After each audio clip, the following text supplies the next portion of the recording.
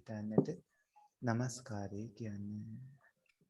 නමෝ තස්ස භගවතු අරහතු සම්මා සම්බුද්දස්ස. නමෝ තස්ස භගවතු අරහතු සම්මා සම්බුද්දස්ස. නමෝ තස්ස භගවතු අරහතු සම්මා සම්බුද්දස්ස. බුද්ධං සරණං ගච්ඡාමි. බුද්ධං සරණං ගච්ඡාමි. ධම්මං සරණං ගච්ඡාමි. ධම්මං සරණං ගච්ඡාමි. සංඝං සරණං ගච්ඡාමි. සංඝං සරණං ගච්ඡාමි. ဒ ුතියම්පි බුද්ධං සරණං ගච්ඡාමි. ဒ ුතියම්පි බුද්ධං සරණං ගච්ඡාමි. ဒ ුතියම්පි ධම්මං සරණං ගච්ඡාමි. ဒ ුතියම්පි ධම්මං සරණං ගච්ඡාමි. ဒ ුතියම්පි සංඝං සරණං ගච්ඡාමි. ဒ ුතියම්පි සංඝං සරණං ගච්ඡාමි. තතියම්පි බුද්ධං සරණං ගච්ඡාමි. තතියම්පි බුද්ධං සරණං ගච්ඡාමි. තතියම්පි ධම්මං සරණං ගච්ඡාමි. තතියම්පි ධම්මං සරණං ගච්ඡාමි. තතියම්පි සංඝං සරණං ගච්ඡාමි. තතියම්පි සංඝං සරණං ගච්ඡාමි. සරණ ගමනං සම්පුන්නං අම්බන්තේ පානාතිපාතා වේරමණී සික්ඛාපදං සමාදියාමි. පාණාතිපාතා වේරමණී සික්ඛාපදං සමාදියාමි. අදින්නාදාන වේරමණී සික්ඛාපදං සමාදියාමි. අදින්නාදාන වේරමණී සික්ඛාපදං සමාදියාමි. ආමිසු මිච්ඡාචාරා වේරමණී සික්ඛාපදං සමාදියාමි. කාමේසු මිච්ඡාචාරා වේරමණී සික්ඛාපදං සමාදියාමි. මුසාවාදා වේරමණී සික්ඛාපදං සමාදියාමි. මුසාවාදා වේරමණී සික්ඛාපදං සමාදියාමි. සුරාමීරය මජ්ජපමා දට්ඨානා වේරමණී සික්ඛාපදං සමාදියාමි. සුරාමේරය මජ්ජපමඩට්ඨානා වේරමණී සික්ඛාපදං සමාදියාමි. මේ තිසරණ සහිත වූ මේ තිසරණ සහිත වූ පංචශීලය පංචශීලය මාර්ගඵල මාර්ගඵල නිවන් අවබෝධ වීම පිණිසම නිවන් අවබෝධ වීම පිණිසම හේතු වේවා. හේතු වේවා. සරණේන සද්දින් පංචශීලං ධම්මං සාදුකං සුරක්ඛිතං කତ୍වා අපමාදේන සම්පාදේත. ආමබන්තේ සමන්ත චක්කවාලේසු අත්‍රා ගච්ඡන්තු දේවතා සද්ධම්මං මුනි රාජස් සුනන්තු සග්ග මොක්ඛදම් ධම්ම ශ්‍රවණ කාලෝ අයං බදන්තා ධම්ම ශ්‍රවණ කාලෝ අයං බදන්තා ධම්ම ශ්‍රවණ කාලෝ අයං බදන්තා. නමෝ තස් භගවතු අරහතු සම්මා සම්බුද්දස්ස. නමෝ තස් භගවතු අරහතු සම්මා සම්බුද්දස්ස. නමෝ තස් භගවතු අරහතු සම්මා සම්බුද්දස්ස.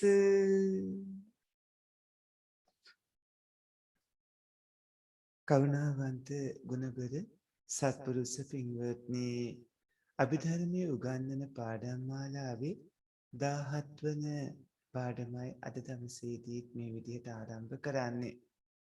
අද රත්නපුර මිනිපුර අමාසාන්ති තපුවනාරාම සේනාසනයේ සිට අප සිස් අපරැකි පඤ්ඤාසාර පොඩි හාමුදුරුවෝ සම්බන්ධ වෙනවා.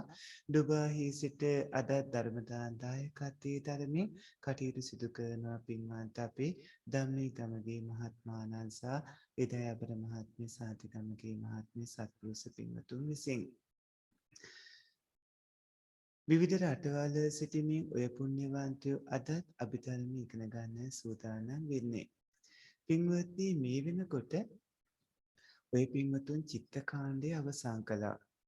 දැන් අද ඒ චිත්ත කාණ්ඩයට අදාළ ඒ මුල ඉඳලා මෙතෙක් ඉගෙනගත්ත කවුණු නැවත මතකයට ගන්නට තියෙන අවස්ථාව.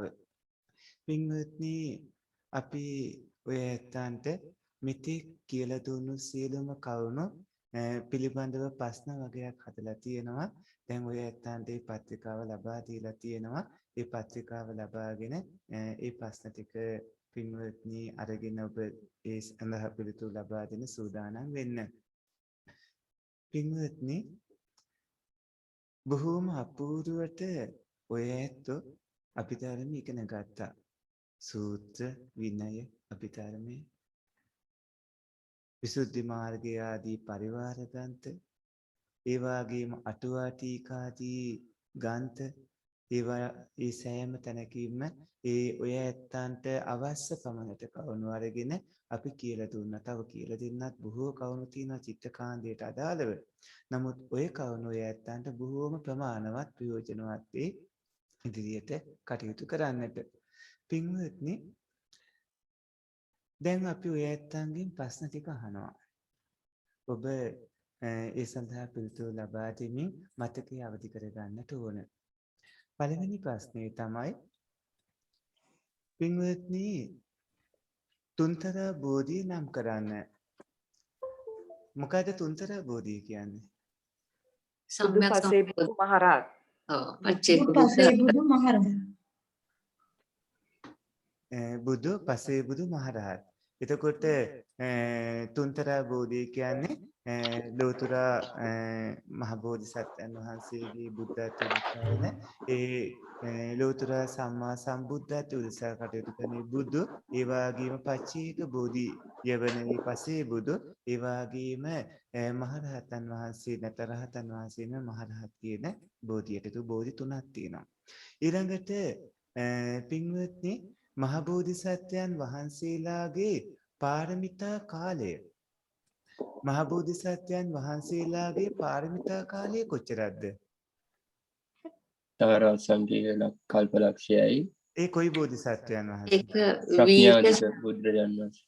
ප්‍රඥාධික බෝධිසත්වයන්. වරිශ්‍රාද්ධාධික බෝධිසත්වයන් වහන්සේ අසංකේය කල්ප 8යි.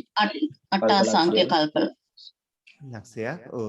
එතකොට වීර්යාධික වීර්යාධික බෝධිසත්වයන් වහන්සේ 16 අසංඛ්‍ය කල්පලක්ෂය. 16 සංඛ්‍ය කල්පලක්ෂය. එතකොට මහ බෝධිසත්වයන් වහන්සේලාගේ පාරමිතා කාලය එහෙම වෙනවා. දැන් පින්වත්නි පරියාප්ති ශාසනය. පුත්‍ර විනය පරියාප්ති ශාසනය කොටස් කීයකට බෙදනවද? තුනයි සාමි. මොනවද? තුනයි. සූත්‍ර විනය සූත්‍ර අභිධර්ම. සූත්‍ර විනය අභිධර්ම. මෙයින් අභිධර්ම පිටකය අයිති වෙන්නේ කුමකටද? අභිධර්ම පිටකට. පරමාර්ථ දේශ. ධර්මකාණ්ඩයට. පරියාප්ති ශාසනයේ ප්‍රධාන වශයෙන්ම විනය ධර්ම කියලා කොටස් දෙකකට බෙදනවා. එතකොට විනය ධර්මයේ කියලා පරියාප්ති ශාසනයේ කොටස් දෙකට බෙදනවා. එයින් විනයට අයිති වෙනවා විනය පිටකය, ධර්මයට අයිති වෙනවා පින්වත්නි අපි මේ සූත්‍ර දේශනා සහ අභිධර්ම දේශනා. එයින් අභිධර්ම පිටකයේ අයිති වෙන්නේ විනයටද අභිධර්මයට කියලා ඇහුවොත් අභිධර්මයට. එතකොට අභිධර්මයේ කියන වචනයේට තියෙනවා තේරුම් වගයක්. මොනවද අභිධර්මයේ කියන වචනයට තියෙන තේරුම්? අභිවෘද්ධිමත් වූ ධර්මය, ලක්ෂණ සහිත වූ ධර්මය, පිළියුතු වූ ධර්මය, පිළිසිඳා ලද ධර්මය, අධික වූ ධර්මය. අභිධර්මයයි. බොහොම හොඳයි. එතකොට ඊළඟට පින්වත්නි බුදුරජාණන් වහන්සේගේ ශරීරයෙන් රැස් වී දෙන්නට මෙතන මුත්‍රා දෝෂයක් වෙලා තියෙනවා. රැස් වී දෙන්නට පටන් ගත්තේ කුමන අවස්ථාවේදීද? බුද්ධත්වයෙන් සතරවන සතරවන සතියේදී. රුවන්ගේ වැඩි විස්සලා අභිධර්මයේ මෙනෙහි කිරීමේදී. අභිධර්මයේ මොන කොටස මෙනෙහි කරද්දිද? පටිච්ච සමුප්පාදය. පටිච්ච සමුප්පාදය. ඔව්.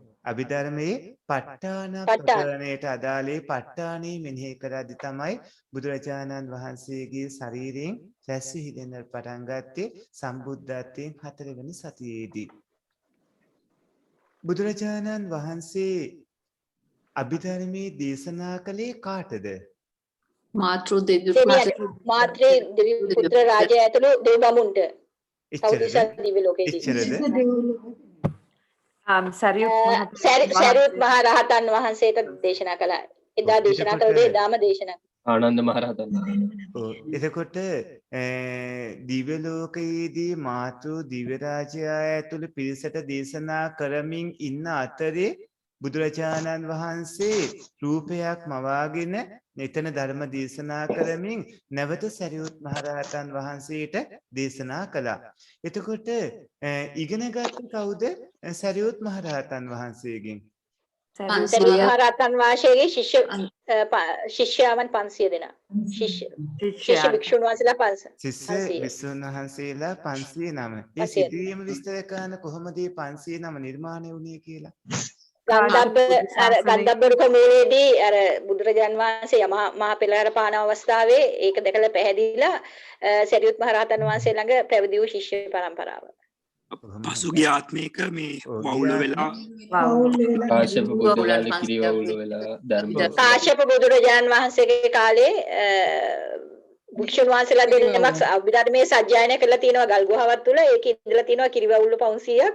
ඒ 500 දෙනා මේ සජ්ජායනය නිතරම අහලා ඊට පස්සේ ඒගොල්ලන් මරණයේදී චුත්ත වෙලා ඊට පස්සේ ඒගොල්ලන් දිව්‍ය ලෝකේ උපත ලැබලා ඊට පස්සේ දිව්‍ය ලෝකෙන් චුත්ත වෙලා මේ බුදුන් උපදි මේ බුදුන්ගේ කාලේදී මේ නැවත පැවිදි බව ලැබලා සරියුත් මහ රහතන් වහන්සේ ළඟ එදා පැවිදි වුණා යමා මහ පාතිහාරේ පාපු දවසේදී. අභිධර්ම පිටකයේට අයිති ප්‍රකරණ ග්‍රන්ථ කීයක් තියෙනවද? ඒව මොනවද? 7යි. ඒ මොනවද? කතාවත් ධම්මසංගණී ප්‍රකරණය, විභංග ප්‍රකරණය, කතාවත් ප්‍රකරණය, ධාතු කතා ප්‍රකරණය, පුද්ගල ප්‍රඥප්ති ප්‍රකරණය, යමක ප්‍රකරණය, ප ဋ ාණ ප්‍රකරණය. ඔය පරණ පත්‍රිකා ළඟ තියාගෙන නෑ නේද? සමහරයි තියාගෙන ලොකු සම්මත. මේ කටපාඩමින් විතරයි ඕන පත්‍රිකා ටික වහන්න ඕන. හොඳයි පින්වත්නි. එතකොට මේ භාග්‍යවත් බුදු පියාණන් වහන්සේ සම්බුද්ධත්වයට පත් මුල් වසර 20ක කාලය තුල සංඝ රත්නයේ හික්ම වූයේ මොන අනුශාසනාවකින්ද?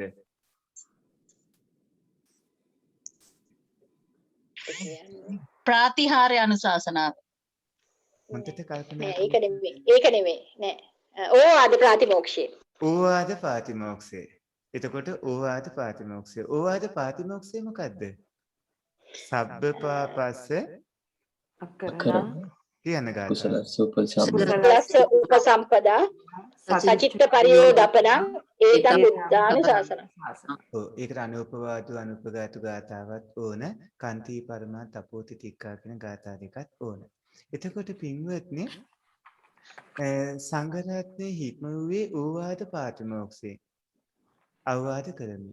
එතකොට විනය පිටකයේට ඊළඟ ප්‍රශ්නේ විනය පිටකයේට පොත් කීයක් තියෙනවද? 5ක් තියෙනවා. මොනවද? ආරාජිකා පාලි, ආරාජිකා පාචිත්‍ය පාලි, මහා වග්ග පාලි, චුල්ල වග්ග පාලි, පරිවාර පාලි. පරිවාර පාලි. ඔව් තව එකක් මග හැවුණා. චුල්ල වග්ග පාලි. චුල්ල වග්ග පාලි. අහපව කියන්නේ පළවෙනි එක. හරි වයිට් තමයි අර. පළවෙනි එක මොකද්ද? පාලි. ආරාජිකා පාලි, දෙක පාචිත්‍ය පාලි. පාචිත්‍ය පාලි, තුන මහා වග්ග පාලි. චුල්ල වග්ග පාලි, මහා වග්ග පාලි, අන්තිම එක පරිවාර පාලි. පරිවාර පාලි. පරිවාර පාලි. එතකොට 10 වෙනි ප්‍රශ්නේ විනය නීති පනවන්නට බුදුරජාණන් වහන්සේට ආරාධනා කළේ කවුද? ඒ කොතනදීද?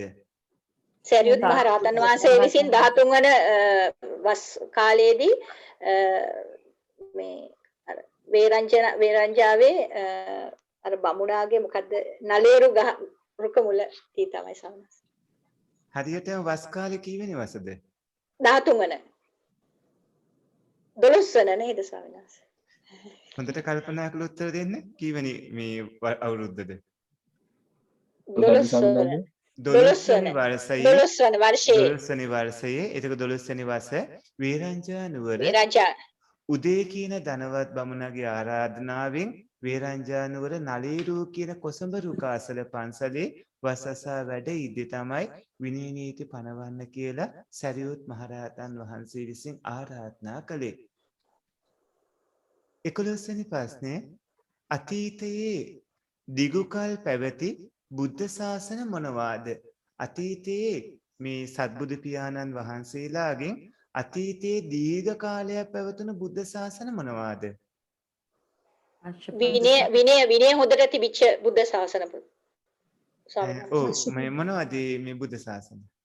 කාශ්‍යප බුද්ධ ශාසනය. කාශ්‍යප බුදුරජාණන් වහන්සේගේ බුද්ධ ශාසනය.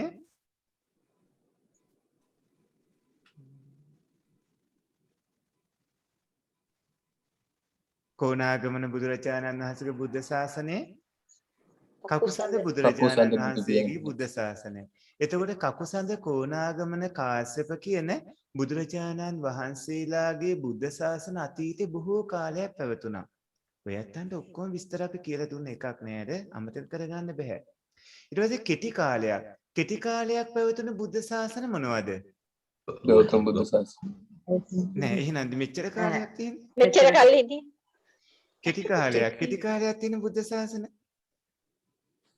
විපස්සී බුදුරජාණන් වහන්සේගේ ශාසනය, සිකී බුදුරජාණන් වහන්සේගේ ශාසනය, වෙස්සබෝ බුදුරජාණන් වහන්සේගේ ශාසනය. විපස්සී සිකී වෙස්සබෝ කියන බුදුරජාණන් වහන්සේලාගේ ශාසන ටික කාලයයි තිබ්බේ. එතකොට බුද්ධ ශාසනය දිගු කලක් හෝ කෙටි කලක් පවතින්නට හේතුව මොකද්ද? විනය නීතිය පැනවීම, නිසි කාලට විනය නීති පැනවීම. නිසි කලට විනය නීති පැනවීම. තව භික්ෂුණී ශාසනයක් නොපැවතීම සම්බන්ධ. නෑ විසුණී ශාසනය අදාළ නෑ. ආයුෂ තියෙනවනේ හැම බුද්ධ ශාසනයකම. හැම බුද්ධ ශාසනයකම ධර්මයේ ගරු තනතුරේ තබා ගැනීම. ධර්මයේ ගරු තනතුරේ තබා ගැනීම. බුදුරජාණන් වහන්සේ නම් ධර්මයේ ගුරු තනතුරේ තබා ගත්ත පස්වෙනි සතියේදී. එතකොට පින්වත්නි මොකක්ද හරියටම උත්තරේ දෙන්න තාම ආවේ නැහැ උත්තරේ. බුදුන් වහන්සේලාගේ ආයුෂ ප්‍රමාණය. බුදුන් වහන්සේලාගේ ආයුෂ ප්‍රමාණය. තාමත් ආවේ නැහැ උත්තරේ. ප්‍රාතිමෝක්ෂ සංවර සීලය පැනවීම. ප්‍රාතිමෝක්ෂ සංවර සීලය පැනවීම තාමත් උත්තරේ. ඒ තමයි නවංග සත්‍ය ශාසනය. ඒ කියන්නේ සුත්ත විරිය ව්‍යාකරණ ගාථා උදාන ඉති උත්තක ජාතක අභූත ධම්ම වේදල්ල කියන නවංග සත්තු ශාසනයේ අංග සම්පූර්ණව දේශනා කිරීමත් සිල්පද පැනවීමත් කියන කාරණාව තිබ්බානම් ඒ බුද්ධ ශාසන බොහෝ කාලයක් පැවතුණා. නවංග සත්තු ශාසනය අංග සම්පූර්ණව දේශනා කළේ නැත්නම් ඒ ශ්‍රාවකීන්ට ධර්මාභෝධය පිණිස විතරනම් දේශනා කළේ. ඒ වගේම විනය සිල්පද පැනවීම ඇහෙන්නේ නැතුව ගිය සද්දය.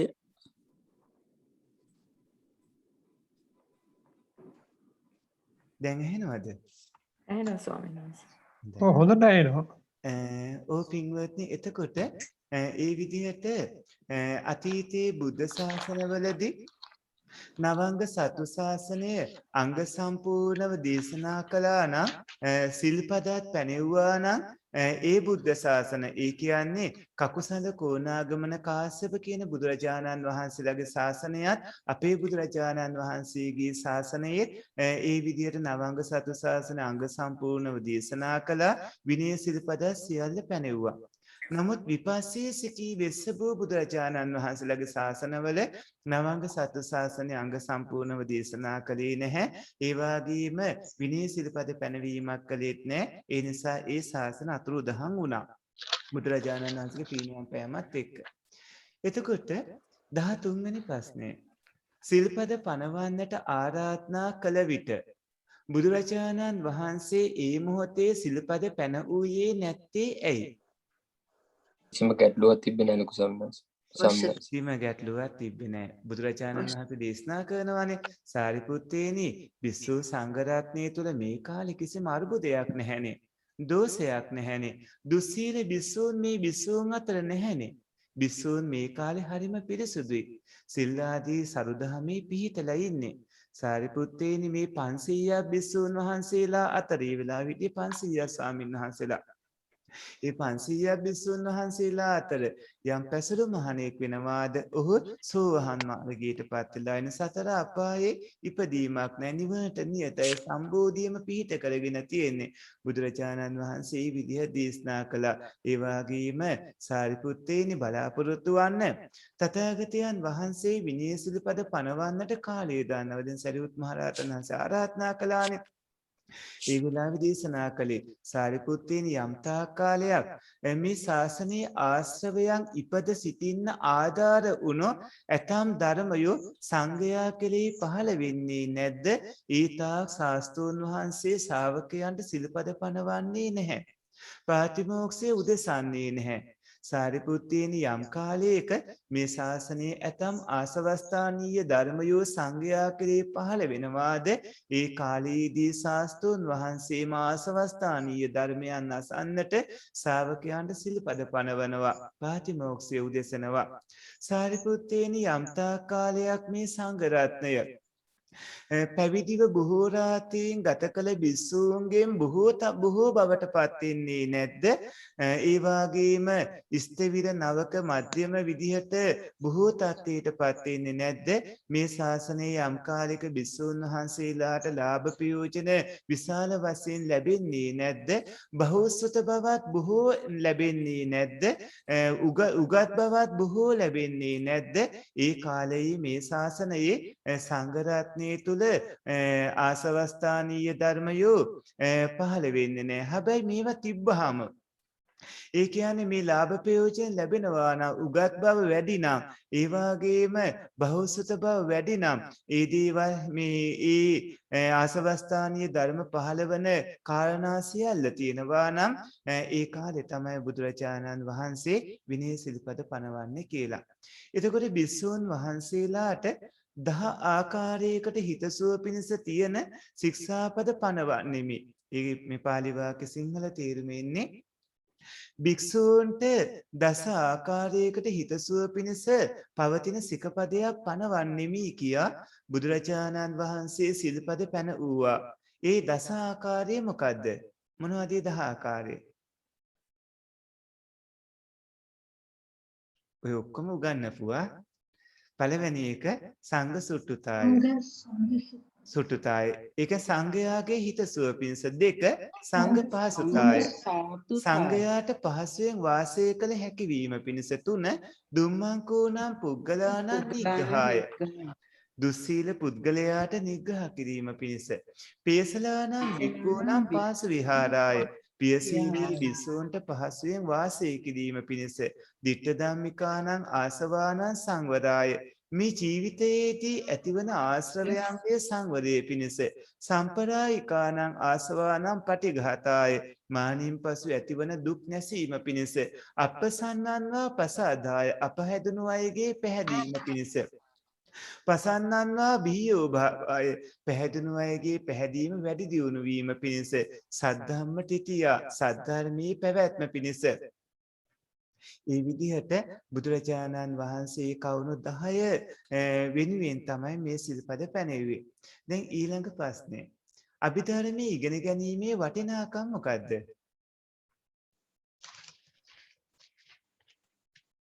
පින් මොනවද පව් මොනවද කියලා හරියට දැනගන්න. පින් මොනවද පව් කියලා දැනගන්න පුළුවන්. සමත භාවනා ගැන විදර්ශනා භාවනා ගැන දැනගන්න. නැවත නැවත උපදින විදිය උපන් අය මේ යන විදිය දැනගන්න. භවෙන් භවයට එකම සිතක් යන්නේ නැති බව දැනගන්න. සංසාර චක්‍රය ගැනත් එහි කිසිවක් මෙහෙ වෙන්නේ නැති බව දැනගන්නවා. ඒක හේතුන් වලින් නැති වෙලා හේතු නැති වුණා මේක නැති වෙන බව දැනගන්නවා. නිවන ගැන නිවන අවබෝධය. තව බුද්ධ විශේෂ සල්පයක් දැනගත්ත වෙනවා. බුද්ධ විශේෂ සල්පයක් දැනගත්ත වෙනවා. තව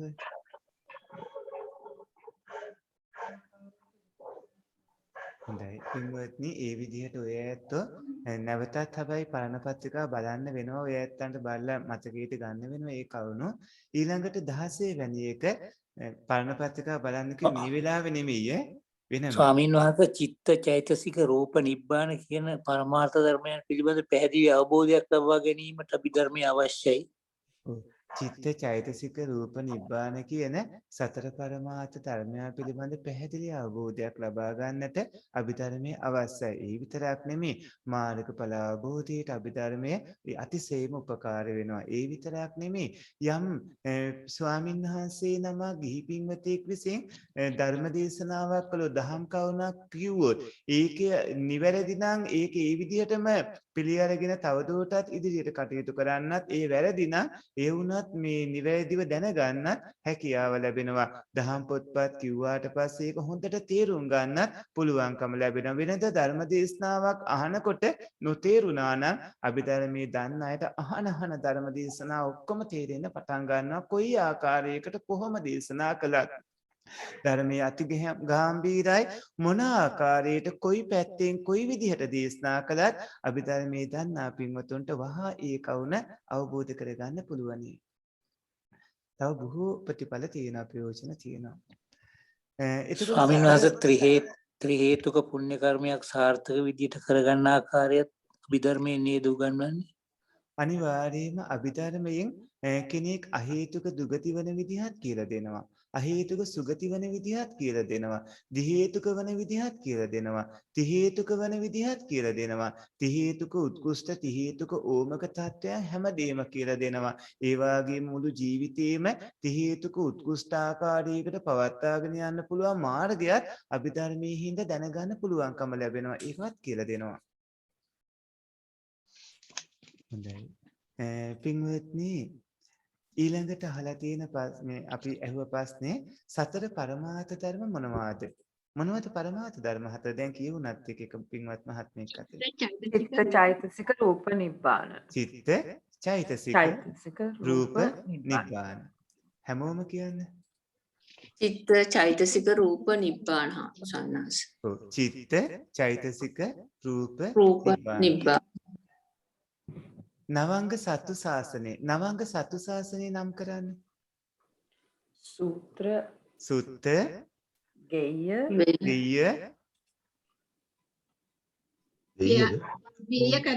වෙය්‍යාකරණ, ගාථා, උදාන, ඉති උත්තක, ජාතක, අබ්බූත ධම්ම, වේදල්ල. එතකොට සුත්ත කියලා කිව්වේ උබතෝ විභංගයයි. ඒ වගේම නිද්දේශේ, කන්දක, පරිවාර සුත්ත නිපාතේ, මංගල රතන නාලක, තුවටක වගේ තියෙන සියලු සූත්‍ර දේශනා සුත්ත වෙනවා. එතකොට ගෙය්‍ය කියලා කියන්නේ සියලුම ගාථා සහිත සූත්‍ර ගෙය්‍ය වෙනවා. සංයුත්ත නිකාය මුළු සගතක වර්ගයේ මීට අයිති වෙනවා. වෙය්‍යාකරණ කියන්නේ මුළු අභිධර්ම පිටකයේටම අභිධර්ම පිටකයේ වෙය්‍යාකරණ වෙනවා. ගාථා නැති සූත්‍රත් ඒ වගේම කලින් කිව්ව අංගාටට සංගාහන වුණු අනිත් බුද්ධ වචනත් වෙය්‍යාකරණ වෙනවා. ගාථා කිව්වේ ධම්මපද, තේර ගාථා, තේරි ගාථා, සුත්ත නිපාතේ සූත්‍ර නමින් නැති සුද්ධ ගාථා අයිති වෙනවා.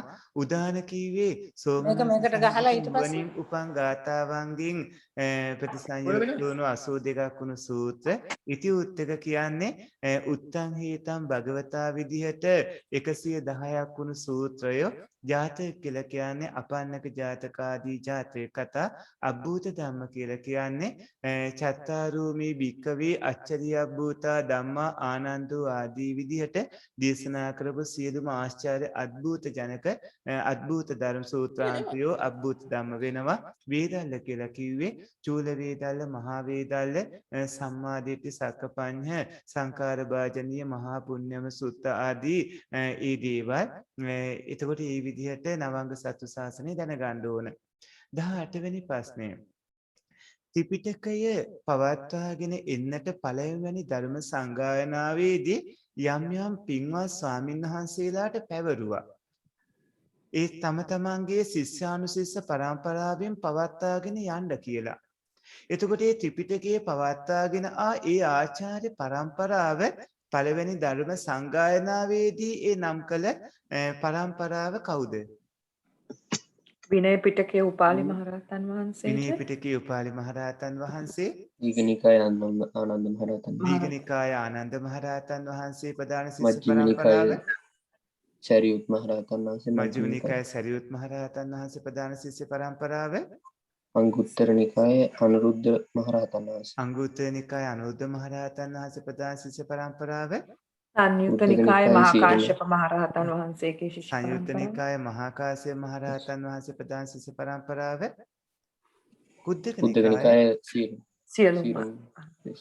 ඒ කියන්නේ සියලුම මහරහතන් වහන්සේලාට පැවරුව අභිධර්මයක් කුද්දක නිකායට අයිති වෙන්නේ. අභිධර්මයන් සියලුම මහරහතන් වහන්සේලා විසින් පවත්වාගෙන ආවා. එතකොට දීඝනිකායේ ආනන්ද මහරහතන් වහන්සේ ප්‍රධාන ශිෂ්‍ය පරම්පරාව, මජ්ක්‍ධිම නිකායේ සරියුත් මහරහතන් වහන්සේගේ ශිෂ්‍ය පරම්පරාව, සංයුත්ත නිකායේ මහා කාශ්‍යප මහරහතන් වහන්සේ ප්‍රධාන ශිෂ්‍ය පරම්පරාව, අංගුත්තර නිකායේ අනුරුද්ධ මහරහතන් වහන්සේ ප්‍රධාන ශිෂ්‍ය පරම්පරාව, කුද්දක නිකායේ සියලුම මහරහතන් වහන්සේලාට පැවරුවා. එතනදී අභිධර්ම පිටකයේ හැමෝටම මඟපල් ලබන්න අත්‍යවශ්‍යම කාරණාවක් ඒ ඕනම වෙනවා. සියලුම මහරහතන් වහන්සේලා අභිධර්ම පිටකයේ දරාගෙන කටයුතු කරගෙන ආවා.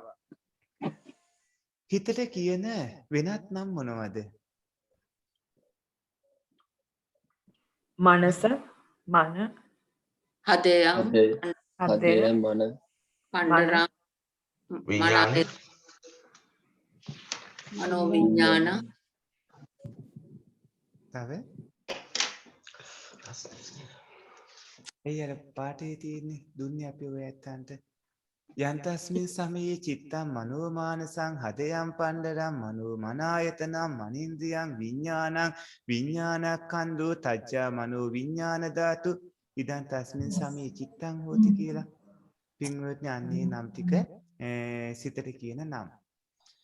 චිත්තං මනෝ මානසං හදයන් පණ්ඩරං මනෝ මනායතනම් මනින්ද්‍රියං විඥානං විඥානක්ඛන්‍தோ ආදී විදිහට. ඊළඟට 20 වෙනි ප්‍රශ්නය. මෙතන මේ ප්‍රශ්නයක් දාලා තියෙනවා ස්වාමීන් වහන්සේ මට භාවනාව යන කුමද්දයි පහදන්න කියලා. පින්වත්නි අද මේ අභිධර්ම පාඩමේ අපි ඉන්නේ. අභිධර්ම පාඩමේ චිත්තකාණ්ඩ ඉවර කරලා තියෙන මේ පින්වතුන් ඒ පරණ පාඩම් ඔක්කොම මතක ගනිමින් ඉන්නේ. භාවනා පිළිබඳව සුකුරාදාට හෝ අඟහරුවාදාට ඔයයන්ට අවස්ථාව ලැබෙනවා. ඒ වගේම පත්‍රිකා ලබා ගන්න යහලා තියෙන එක ලින්ක් දාලා තියෙනවා ගන්න. පින්වත්නි 20 වෙනි ප්‍රශ්නේ චුතිසිත ප්‍රතිසන්දිසිත භවාංගසිත විස්තර කරන්න. චුතිසිත කියන්නේ මොකටද? භවයේ අවසාන මරණාසන්න මොහොතේ ඇතිවන සිත. භවයේ අවසානයේදී මානාසන්න යම් භවයක අවසාන අන්තිමට ඇතිවන හිත. අන්තිමටම ඇතිවන සිත. ප්‍රතිසන්දිසිත පළවෙනිවෙන් භවයේ සිත. ඒ කියන්නේ භවයක මේ භවයක් සංදි කරන හිත. ඒ කියන්නේ ඊළඟ භවයේ සංදි කරන හිත. ඊළඟ භවයේ සංදි කරන හිත. භවාංග සිත කියන්නේ භවයේ පවත්තන්නා පංචද්වාරයෙන් අරමුණු ගන්න නැති මනෝද්වාරයෙන් අරමුණු නොගන්න හැම වෙලාවකම භවය පවත්තන හිත. ඔය හිත් වලින් චුතිසිත ප්‍රතිසන්දිසිත භවාංගසිත කිව්වහම ඔය තුනට අදාළව වැඩිපුරම හිත තියෙන්නේ කොයි කොටසේද? භවාංග භවාංග සිත්වල. එතකොට සිතේ ආයුෂ කොච්චරද? රූපේ ආයුෂ කොච්චරද? චිත්තක්ෂණ 17යි සිතේ රූපේ චිත්තක්ෂණ 51යි. සිතේ එකයි. සිතේ චිත්තක්ෂණ 3යි. රූපේ චිත්තක්ෂණ 17යි. 17යි. එතකොට අපි මහ චිත්තක්ෂණ වලින් උත්තර දෙමු දෙකටම. මහා චිත්තක්ෂණ 17යි. 17යි චිත්තක්ෂණ 51යි. බොහොම හොඳයි පින්වත. ඔබ මේ වුවමනාවෙන් කටයුතු කරන්න ඕන. පින්වත්නි මහ චිත්තක්ෂණ 1යි කුඩා චිත්තක්ෂණ 3යි සිතේ ආයුෂ. එතකොට රූපේ ආයුෂ වෙන්නේ මහ චිත්තක්ෂණ 17යි කුඩා චිත්තක්ෂණ 51යි. හොඳයි. ඊළඟට 22 වෙනි ප්‍රශ්නය සිත් උපදින තැන් මොනවද? සිත් උපදින තැන් වලට අපි නමක් කියනවා. ඒ නම මොකද්ද? වස්තු දශක කියලා. එතකොට සිත් උපදින තැන් මොනවද? 6යි. 6ක් තියෙනවා. මොනවද 6? චක්කු සෝත ගාන ජීවා කාය මන ආයතන. චක්කු සෝත ගහන ජීවා කාය හදය කියලා. එතකොට චක්කු සෝත ගහන ජීවහා කාය හදේ වස්තුව කියලා චක්කු වස්තුව සෝත වස්තුව ගහන වස්තුව ජීවහා වස්තුව කාය වස්තුව හදේ වස්තුව කියලා වස්තු රූප තියෙනවා 6ක්. සිත් උපදින්නේ ඒ තැන්වල. සිත් ඒ තැන්වල විතරයි උපදින්නේ. එතකොට භූමි තියෙනවා 31ක්. භූමි 31 සංඛ්‍යා විදිහට කියලා පස්සේ නම් විදිහටත් කියන්න ඕන. භූමි 31 සංඛ්‍යා විදිහට අපා 4යි කාම භූමිය 11යි රූප භූමිය 16යි අරූප භූමිය 4යි. එතකොට කාම භූමි 11යි 15ම තියෙන භූමි 4 15ම එක මොකද්ද? දැන් කියන්න පිළිවෙලට යට ඉඳන් කියන්න 1 නරක 2 තිරිසන්‍යෝන 3 අසුර 4 අසුර 5 මනුෂ්‍ය ලෝකය 6 චාතුර් මහරජකය 7 8 යාමය 9 තුසිතය 10 නිම්මාන ගතිය 11 පරනිම්මිත වසවර්තිය 12 ආත්ම පාරිසජ්ජය දැන් මේ පෘථිවියේ ඉඳන් ඉහළට අපි යන්නේ 13 බ්‍රහ්ම පුරෝහිතය 14 මහා බ්‍රහ්මය 15 පරිතාපය 16 අපමානබය 17 ආවසරය 18 පරිහරසුභය 19 අපමාන සුභය 20 සුභකීනකය 21 අන්ධ 22 වේයප්පලය 23 අවිය වේයප්පලය 24 අතප්පය 25 සුදස්ය 26 සුදස්ය 27 අකනිට 28 ආකාසඤ්ඤායතනෙ 29 විඥානං 30 ආකින්චඤ්ඤායතනය 31 නේව සංඥා නේව සංඥා නා සංඥා එතන. හොඳයි පින්වත්නි, ඒ විදිහට ඔය පින්වතුන් ඒ භූමි 31 දැන් මතක තියාගන්න ඕන. ඊළඟට මේ ටික ඔක්කොම මතක් කරගන්න අපි ඊට පස්සේ යන්නේ වෙනම කතාවකට චෛතසික වලට යන්නේ. ඒ පාඩමේ වෙනම කවුණු උගන්වන්නේ එතෙන්ට යනකොට මේ ඔක්කොම ඔය පින්වතුන් දැනීගෙනගෙන සත්‍යමත් හොඳ මතකයක් ඇතුව එතෙන්ට එන්නත් ඕන. නැවත අපි මේ පාඩමට එන්නේ නැති හින්දා චිත්තකාණ්ඩ උගන්වපු සියල්ල නැවත මතකයට ගන්න හදන්නේ. දස අකුසල කර්ම නම් කරන දස අකුසල කර්මපතේ මොනවද? දස අකුසල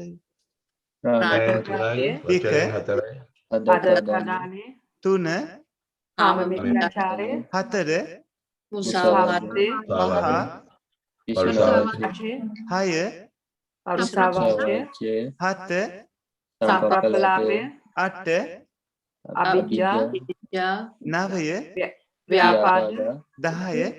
මිත්‍යා දෘෂ්ටිය. හොඳයි. අකුසල සිත් 12. අකුසල සිත් 12 කියන්න බලන්න පින්වත්නි. ලෝභ මූල සිත් 8න් ලෝභ මූල සිත් 8 කියන්නේ. සෝමනස්ස සහගත දිට්ඨිගත සංපයුක්ත සංකාරික සිත. සංකාරික, දෙක, සෝමනස්ස සහගත දිට්ඨිගත සංපයුක්ත සසංකාරික, සංකාරික. තුන, සෝමනස්ස සහගත දිට්ඨිගත විප්‍රයුක්ත අසංකාරික, හතර, සෝමනස්ස සහගත දිට්ඨිගත විප්‍රයුක්ත සසංකාරික සිත, පහ, උපේක්ෂා දිට්ඨිගත සංපයුක්ත සංකාරික සිත, හය, උපේක්ෂා සහගත දිට්ඨිගත සංපයුක්ත සසංකාරික සිත, හත, උපේක්ෂා සහගත විප්‍රයුක්ත අසංකාරික සිත, අට, උපේක්ෂා සහගත දිට්ඨිගත විප්‍රයුක්ත සංකාරික සිත. හොඳයි. දේශ මූල සිත් දෙකක් තියෙනවා. එක, දෝමනස්ස සහගත පටිඝ සංපයුක්ත අසංකාරික සිත, දෙක, දෝමනස්ස සහගත පටිඝ සංපයුක්ත සසංකාරික සිත, මෝහ මූල සිත් දෙකක් තියෙනවා. එක, උපේක්ෂා සහගත උද්දච්ච සංපයුක්ත දෙක, විචිකිච්ඡා සංපයුක්ත, විචා සංපයුක්ත සිත. හොඳයි. හොඳයි පින්වත්නි. එතකොට කාමාවචර සිත් ප්‍රධාන වශයෙන් කොටස් කීයකට බෙදනවද? තුනකට බෙදෙනවා. තුනකට බෙදෙනවා. කාමාවචර සිත් ප්‍රධාන වශයෙන් කොටස් තුනකට.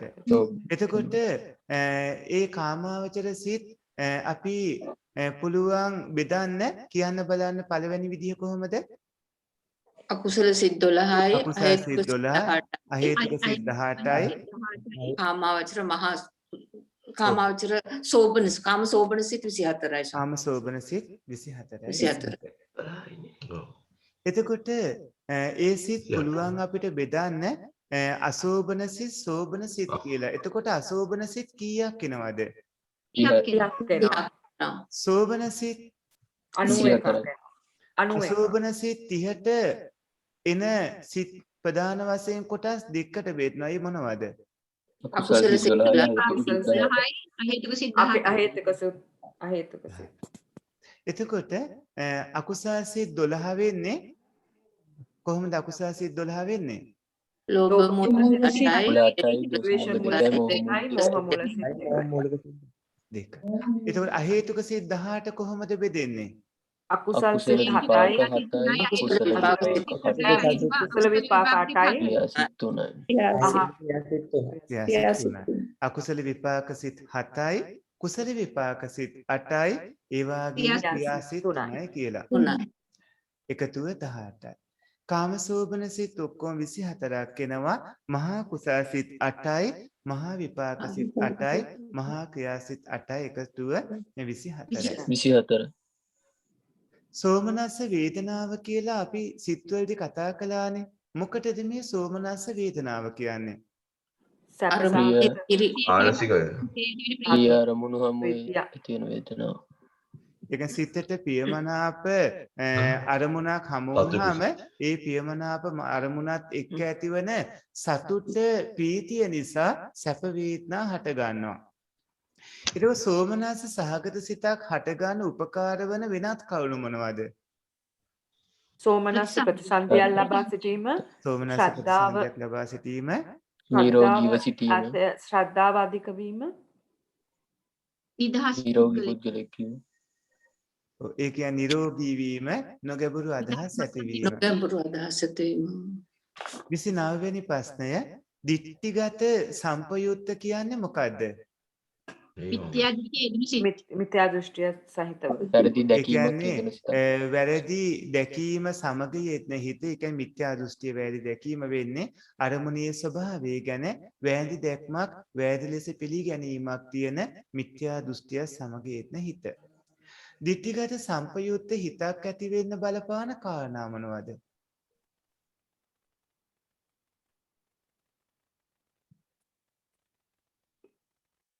අර කිව්ව දිට්ඨිගත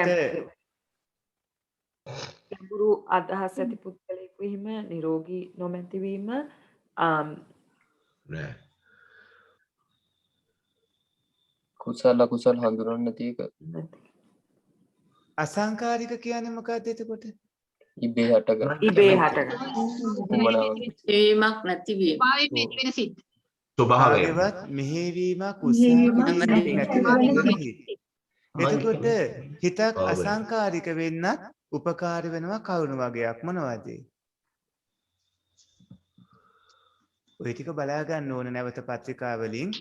මේ මොකද අසංකාරික විපාක හිතකින් ප්‍රතිසන්දිය ලැබූ කෙනෙක් වීම සිත හා කය නිරෝගී පැවති ඉවසීම බහුලකම කාර්යසූරතාවේ අගේ අවබෝධයෙන් කටයුත්තේ මනා පුහුණුවක් ඇති බව හිතු භෝජන ආදී සුදුසු ලෙස ලැබීම විදිහට ඒ කවුණු තියෙනවා. සසංකාරික කියන්නේ මොකද්ද? තමාගේ හෝ වෙන කෙනෙකුගේ මෙහෙවීමක් අනුබලයක් උනන්දු කරවීමක් සමග ඇතිවන බලවත් උපදින හිත. ditthිගත විප්‍රයුක්ත කියන්නේ මොකද්ද? මිත්‍යා දෘෂ්ටියක් නොමැති. ඔව්. ditthිගත විප්‍රයුක්ත හිත කොහොමද යෙදෙන්නේ? ලෝභ මූල සිත්වල. අකුසලයේ බව දන්නවා ඒ වුණත් විනෝදයට විනෝදයේ තකා විනෝදයේ පිණිස කරන අකුසල කියා නිසා. එතකොට අකුසලයක් බව දන්නවා. නමුත් ඒක විනෝදයේ තකා කරනවා. උපේක්ඛා සහගත කියන්නේ මොකද්ද? මදහත් සිත්. මදහත් සිතෙන් මදහත් වේදනාව. මදහත් වේදනාව. උපේක්ඛා සහගත හිතක් හටගන්න උපකාර වන කාරණා මොනවද? සෝමනස්ස උපේක්ඛා සහගත සිතකින් උපන් අයක වීම ගැඹුරු අදහස් ඇති බව රෝගාපීඩා ආදී ව්‍යසනයන්ගෙන් මිදීම. ලෝභ මූල සිත් 8න් කියන අකුසල මොනවද? අකුසල කර්මපත වලින් ලෝභ මූල සිත් 8න් කරනවා 7ක්. මොනවද? අදත්තාදානය, කාමමිත්‍යාචාරය, සම්පලාපය, අවිද්‍යාව, මිත්‍යා දෘෂ්ටිය. එතකොට දේශ මූල සිත් දෙකෙන් කෙරෙනවා අකුසල මේ කර්මපතීත් 7ක්. පළවෙනි එක මොකද්ද? ප්‍රාණඝාතය. දෙක පරුෂා වාචය වචනය ව්‍යාපාදය අදත්තාදානය. තුන අදත්තාදානය, පරුෂා වාචය, මුසාවාදය. හතර කරුණා වාචය. පහ පරුසා වාචය. හය සම්පප්පලාපේ. හත ව්‍යාපාදය. උද්ධච්චය කියන්නේ මොකද්ද? විචිකිච්ඡාව කියන්නේ මොකද්ද? විවිධ නොසන්සුන්කම, විචිකිච්ඡාව අටතැන පිළිබඳ සැකය. ඒ කියන්නේ උද්ධච්චය කියන්නේ පින්වදින නොසන්සුන්කම. යම් කිසි දෙයක් ගැන හිතනකොට එහෙම නැත්නම් යමක් කරනකොට හිතේ හට ගන්නා නොසන්සුන්කම කලබල ගතිය උද්ධච්චය වෙනවා. එතකොට තුනුරුවන් ගැනත් පින්පව් ගැනත් ඒ කර්මඵල විපාකයන් ගැනත් මානින් පස්සේ නැවත උප්පත්තිය ලැබීම ආදී බොහෝ කාරණා සම්බන්ධ බුද්ධ ආදී අටතැන්හි සැකය විචිකිච්ඡා වෙනවා. අහේතුක අකුසල විපාක සිත් 7, අහේතුක කුසල විපාක සිත් 8, අහේතුක ක්‍රියාසිත 3 දැන් කටපාඩමින් කියන්න ඕන. කියන්න බලන්න අහේතුක අකුසල විපාක සිත් 7 1 උපේක්ඛා චක්කු විඥාන, 2 උපේක්ඛා සෝත විඥාන, 3 උපේක්ඛා ගාන විඥාන, 4 උපේක්ෂා විඥානය, 5 දෝමනස්ස සහගත දුක සහගත ආය විඥානය, දුක්ඛ සහගත කාය කය, උපේක්ඛා සහගත පටිච්චන සිත, 7 උපේක්ඛා සහගත සංකීර්ණ සිත. ඕවා ලැබෙන්නේ මොන වගේ විපාක විදිහටද? අකුසල විපාක. අකුසල විපාක. අකුසල විපාක විදිහ. ඕවාගේ තියෙනවා ප්‍රතිසන්දිය ලබා දෙන්න පුළුවන් එක හිතක්. මොකද්ද? අන්තිම හිත.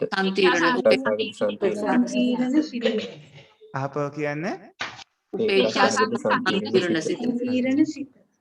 එතකොට කුසල විපාක සිත් 8ක් තියෙනවා. මොනවද?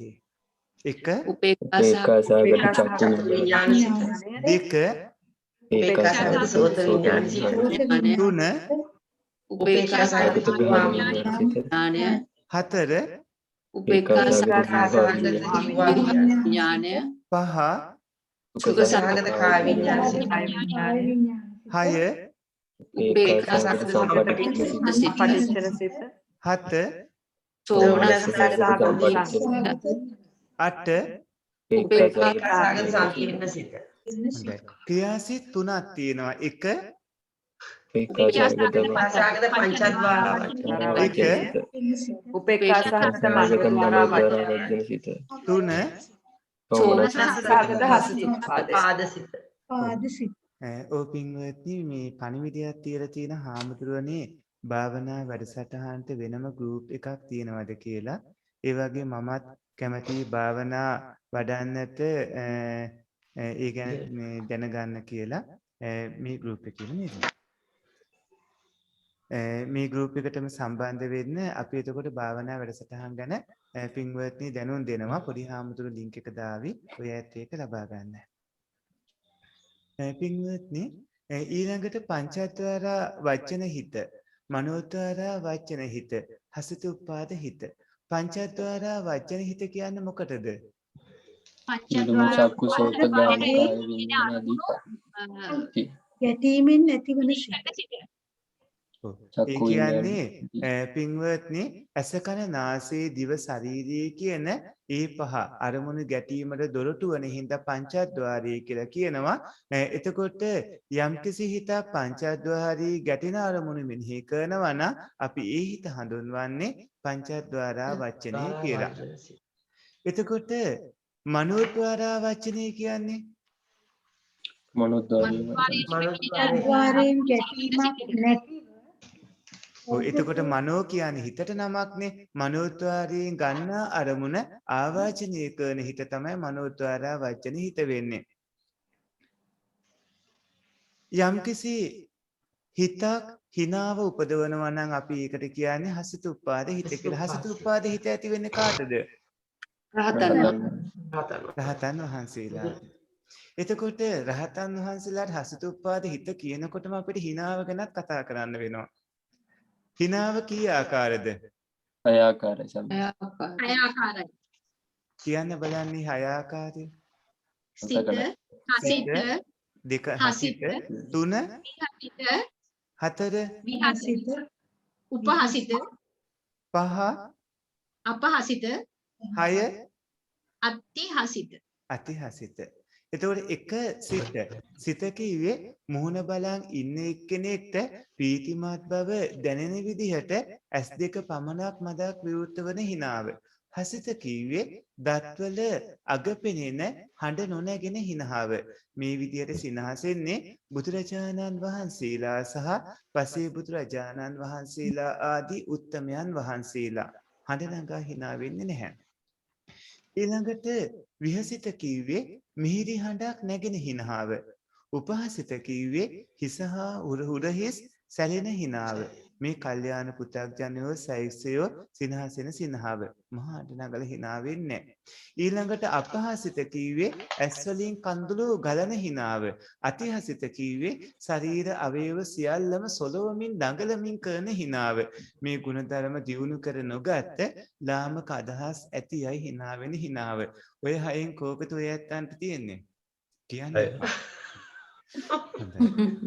පින්වත්නි 43 වන ප්‍රශ්නය ඥාන සම්පයුක්ත කුසල්සිතක් ඇතිවීමට උපකාර වන කරුණු මොනවාද? ඥාන සම්පයුක්ත ප්‍රතිසන්දියක් ලැබීම, ශ්‍රද්ධාව බහුල වීම, පිරිසුදු සම්‍යක් දෘෂ්ටියක් ඇතිවීම, කුසල කර්මයන්හි ඵල විපාක දැනීම, ඉෂ්ට අරමුණු ලැබීම, රෝග පීඩාදී උපද්‍රවයන්ගෙන් වැළකීම. දැන් කියන්න කියන දස පුණ්‍යක් ක්‍රියාත් ඔය විදිහටම දානීය සීලේ භාවනා පාචායනීය වෛමච්ඡ පතිදාන මොදනා ධර්ම ශ්‍රවණයේ ධර්ම තිජ්ජු කර්මය දෘෂ්ටිය ඍජු කර ගැනීම. දේශනාසුති දිට්ඨිජු.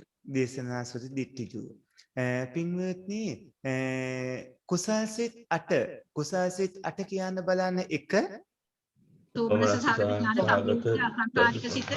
දෙක සෝමනස්ස ඥාන සම්ප්‍රයුක්ත සංකාරික කුසල්. තුන සෝමනස්ස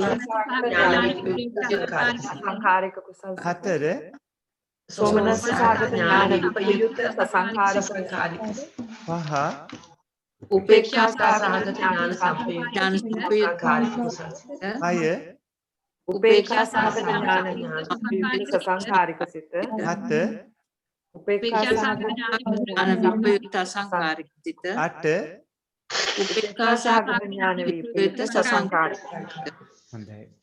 එතකොට ඒ කිව්වේ කුසාසිත 8.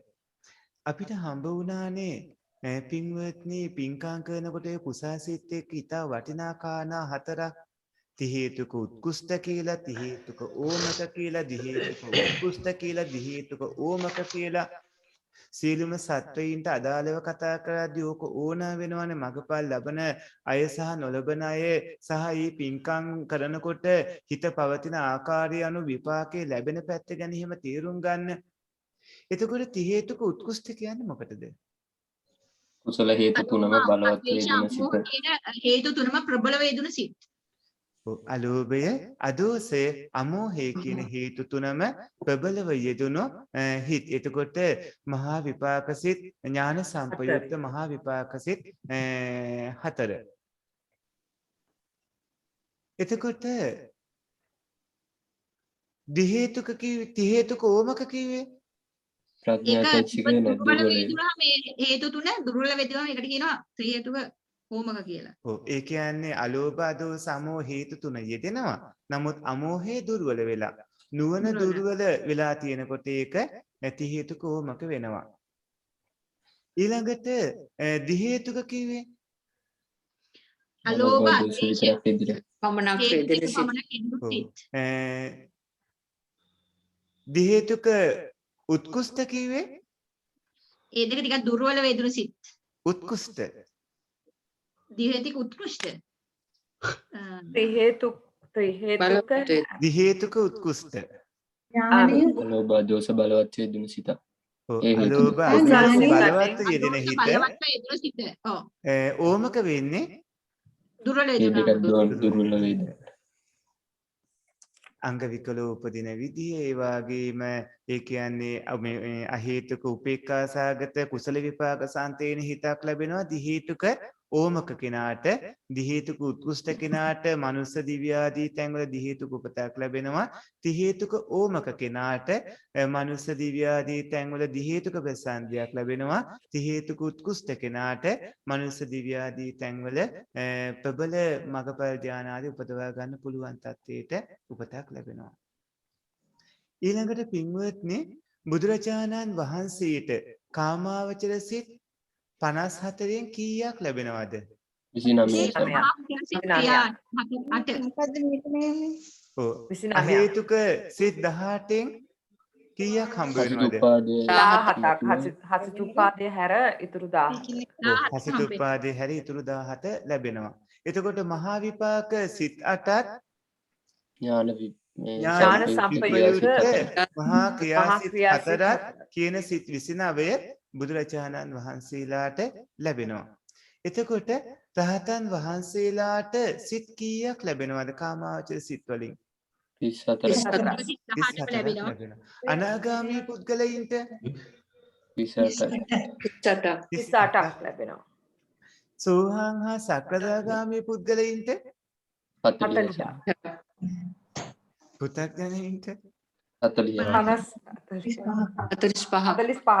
45ක් හම්බ වෙන පුතග්ජනයින්ට. එතකොට මේ සිත් වලින් සිත් 45ක් ලැබෙනවා පුතග්ජනයින්ට. ඔය ඇත්ත කොච්චර කාලයක් කොහොම ඉන්නද කල්පනාව?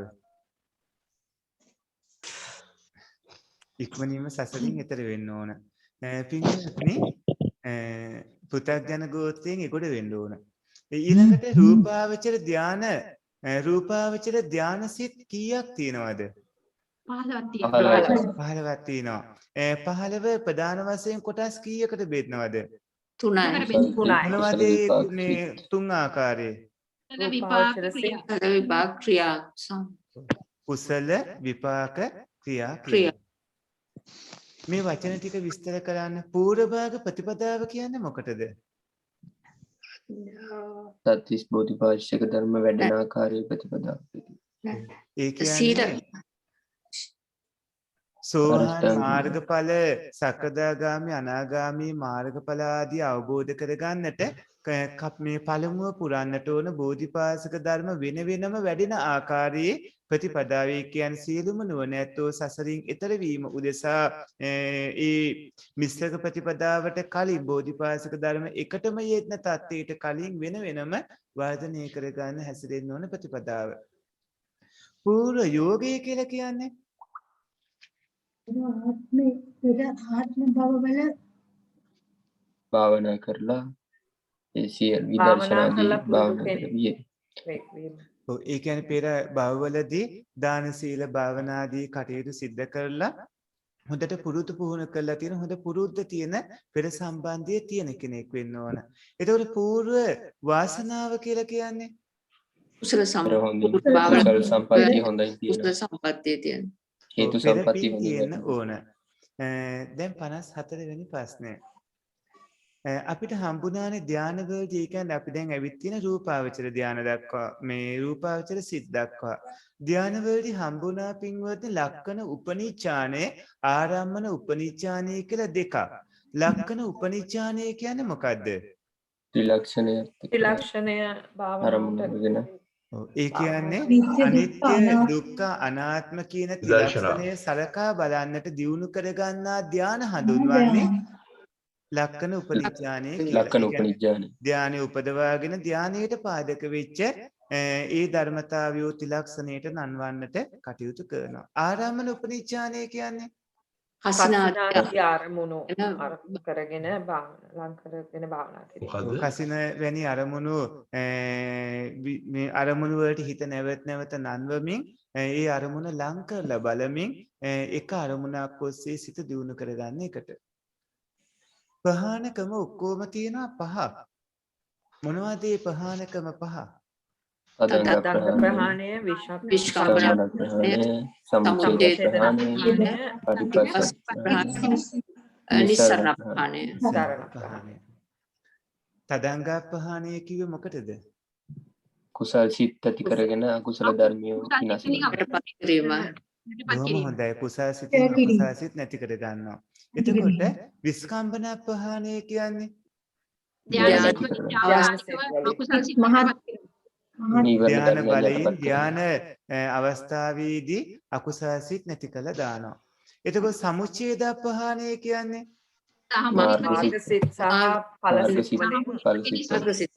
සහ මුලින්ම කෙලෙසුන් නැති කරනවා. පටිපස්සද්ධි ප්‍රහාණය කියන්නේ මාර්ග සිතින් සහ මුලින්ම කෙලෙසුන් නැසීම. සමුච්ඡේද ප්‍රහාණය ඵලසිත වලින් කෙලෙසුන්ගේ ඒ ස්වභාවයේ සංසිඳවීම, කෙලෙසුන් සංසුන් කිරීමෙන් අත්හැරීම පටිපස්සද්ධි ප්‍රහාණය. නිසරණ ප්‍රහාණය කියන්නේ නිර්වාණ. අෂ්ටඵල සමාපatti. නිවනටම නම. එතකොට පින්වත්නි නීවරණ ධර්මයක් තියෙනවා කියවන ඔය ඇත්ත බොහොම හොඳයිනේ. හිතුවට වඩා ඔබට හොඳට මතකයේ තියෙන කොළ බලන් පත්‍රිකා බලන් කියනවා නෙමෙයිනේ. ඔබ වාසිය බලගනි. දැන් නීවරණ ධර්ම පහක් තියෙනවා. මොනවද නීවරණ ධර්ම පහ? කාමච්ඡන්දේ ව්‍යාපාදේ විචිකිච්ඡා. කාමච්ඡන්දේ කියන්නේ කාමයන් පිළිබඳ ඇති කැමැත්ත. පංචකාම සම්පත් පිළිබඳව තියෙන වස්තුකාම කාමයන් පිළිබඳව තියෙන තණ්හාව ලෝභයට නම. ව්‍යාපාදේ කියන්නේ තරහව. කීර්තියමට, කෝධයට, දේශයට, තරහවට නමක්. තින මිද්දේ කියන්නේ අලස බව. සිතේ සහ සිතේ යෙදෙන ඒ ගතිවන චෛතසික ධර්මයන්ගේ අලසකම, කම්මැලිකමට නමක්. ඒවා උද්ධච්ච කුක්කුච්ච කියන්නේ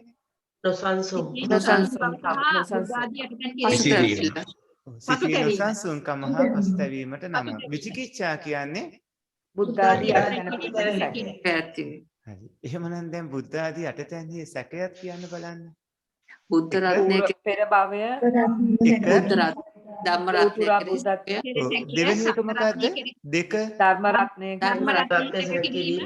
තුන සංඝ රත්නයේ, හතර පූර්ව භවයේ, පහ පූර්වාන්තයේ සැක කිරීම. පූර්වාන්තයේ සැක. 6 අපරාන්තයේ සැක කිරීම. 7 අපරාන්තයේ සැක කිරීම. 8 පටිච්චසමුප්පාද ධර්මයේ සැක කිරීම. එහෙනම් දැන් කියන්න ධානාංග පහ මොනවද? ප්‍රථම ධ්‍යාන. විචාර ප්‍රීති මොනවද ධානාංග පහ? විතක්ක විචාර ප්‍රීති සුඛ ඒකාග්‍රතා. in the Shobhan Church. ඔව් විතක්ක විචාර පීති සුඛ ඒකාග්‍රතා. එතකොට ඒ ධාන අංග වලින් නසන නීවරණ ධර්ම තියෙනවා. විතක්කයෙන් විනාශ කළ දාන්නේ මොන නීවරණේද? තීන මිද්ද. තීන මිද්ද. විචාරයෙන් නැති කරන නීවරණේ. විචිකිච්ඡා. විචාරයෙන් නැති කරන නීවරණේ. ව්‍යාපාද. ව්‍යාපාදයෙන් නැති කරන නීවරණේ. උද්දච්ච කුච්ච. ඒකාග්‍රතාවයෙන් නැති කරන නීවරණේ. කාමච්ඡන්දේ. කාමච්ඡන්දේ. ඉන්න කැමති නැහැ. වසීතා කීයක් තියෙනවද? ආවචන වශීතාවය. ඔව් ඒ වසීතා ඔක්කොම පහක් තියෙනවා. පංච වසීතායෙන් පළවෙනි එක මොකද්ද? ආවජන වශීතාවය. දෙවෙනි එක මොකද්ද? සමාපජ්ජන වශීතාවය. තුන්වෙනි එක අදිඨාන වශීතාව. අදිඨාන වශීතාවය. හතරවෙනි එක පුට්ටාන වශීතාවය. පස්වෙනි එක ප්‍රත්‍යවේක්ෂා වශීතාවය. ප්‍රතිවේක්ෂා වසීතාවය. එතකොට ආවචන වසීතාවේ සමාපජ්ජන වසීතාවේ අදිඨාන වසීතාවේ උට්ටාන වසීතාවේ ප්‍රතිවේක්ෂා වසීතාවේ කියලා. පින්වත්නි රූපාවචර ධාන සිත් මොනවද? නම් කරන්නේ නම් මේ රූපාවචර ධාන සිත් ටික විතක්ක විචාර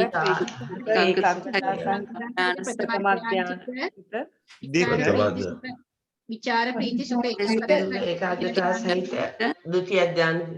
3 පීති සුඛ ඒකාග්‍රතා සහිත 4 සුඛ ඒකාග්‍රතා සහිත ධ්‍යාන සිත 5 උපේක්ඛා ඒකාග්‍රතා සහිත පංචම ධ්‍යානාංගතකින්. හොඳයි. එතකොට ප්‍රථම ධානයේ හින්දා බ්‍රහ්ම ලෝක 3ක උපදිනවා. මොනවද මේ බ්‍රහ්ම ලෝක 3? බ්‍රහ්ම පාරිසජ්ජය ද්විතීය ධානයේ හා තෘතීය ධානයේ හින්දා උපදින බ්‍රහ්ම ලෝක 3 පරිත්තාභය ආබස්සරය. පරිත්තාභ අපමානාභ ආබස්සර. චතුර්ථ ධානයේ හින්දා උපදින බ්‍රහ්ම ලෝක 3 පරිත්ත සුභ අප්‍රමාණ සුභ සුභකින්න. පරිත්ත සුභ අපමාන සුභ සුභකින්න. පංචම ධානයේ නිසා උපදින බ්‍රහ්ම ලෝක වේහප්පල බ්‍රහ්ම. වේහප්පලය අවීය වේහප්පලයේ අසඤ්ඤ සත්‍ය සුද්ධාවාස බ්‍රහ්ම. සුද්ධාවාස පහ. ඒ කියන්නේ වේහප්පලේ අසඤ්ඤ සත්‍ය අවිහාතප්ප සුදාස සුදාසි අකනිත්‍ය මේ භූමි. එතකොට පංච අභිඥාවන් කියන්නේ මොනවද? අභිඥා පහ. විවිධ ඥානය, තෝතනාණය, පරිචිත්ත විඥාන ඥානය, පුබ්බේ අසානුසත් ඥානය, දිබ්බ චක්ඛු ඥානය.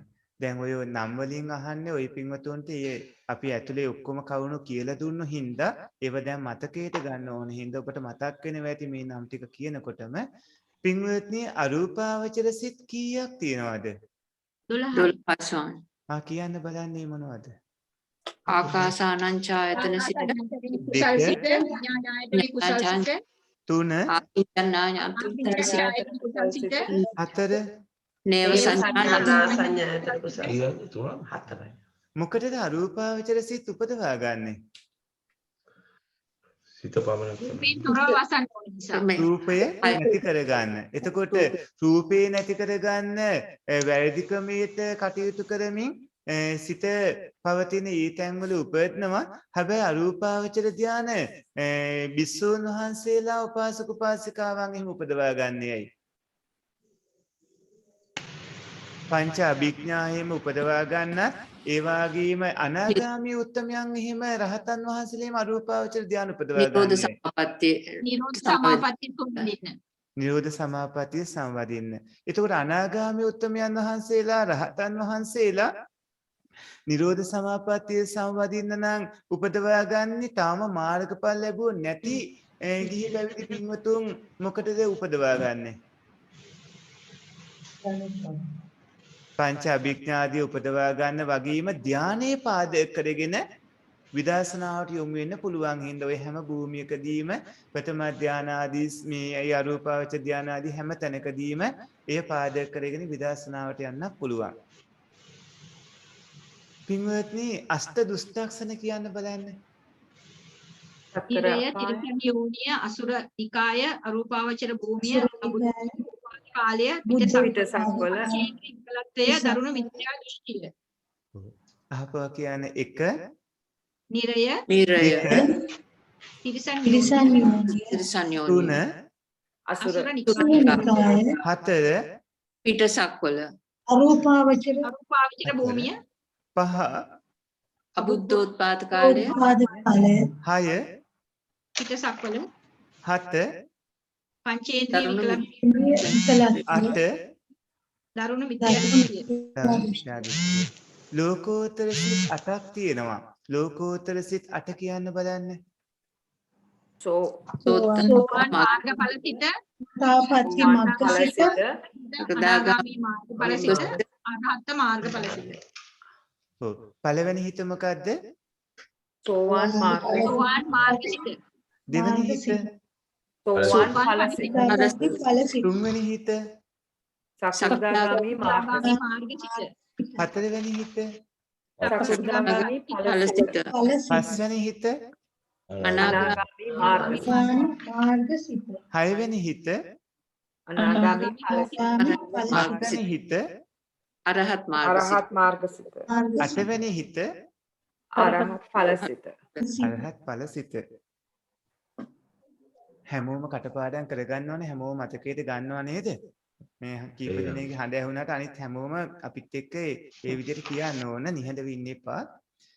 එතකොට ඊළඟට ආර්ය අෂ්ටාංගික මාර්ගය නම් කරන්න. 1 සම්මා දිට්ඨිය. 2 සම්මා වාචා. 2 සම්මා සංකප්ප. තුන සම්මා වාචා. සම්මා වාචා. සම්මා කම්මන්ත. පහ සම්මා වායාම. හය ආජීව. සම්මා වායාම. හත සම්මා සති. අට සම්මා සමාධි.